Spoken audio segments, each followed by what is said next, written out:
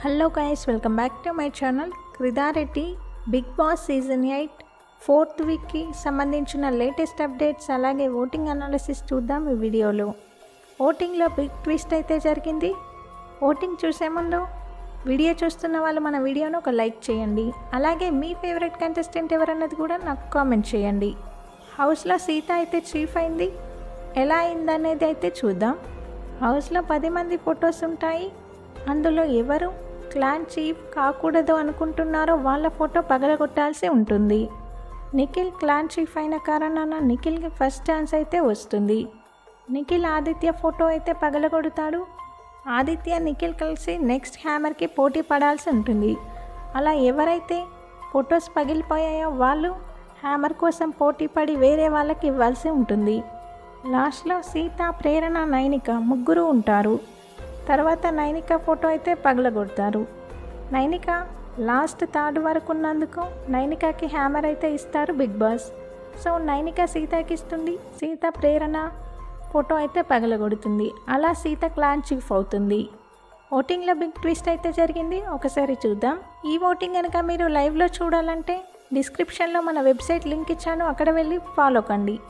మీ favourite కంటెస్టెంట్కి కూడా vote వేయండి. అక్కడ టాప్లో నబీల్ ఉన్నాడు 28% ఓటింగ్తో. నబీల్కి కొంచెం ఓటింగ్ పర్సంటేజ్ తగ్గినప్పటికీ టాప్లోనే కొనసాగుతున్నాడు. సెకండ్ ప్లేస్లో సోనియా ఉంది 16% ఓటింగ్తో. 5th ప్లేస్లో ఉన్న సోనియా సడన్గా సెకండ్ ప్లేస్కి అయితే షిఫ్ట్ అయిపోయింది. నిఖిల్ ఫ్యాన్స్ అందరూ సోనియాకైతే ఓట్ చేస్తున్నారు. సో సోనియా ఓటింగ్ పర్సంటేజ్ అయితే పెరిగింది.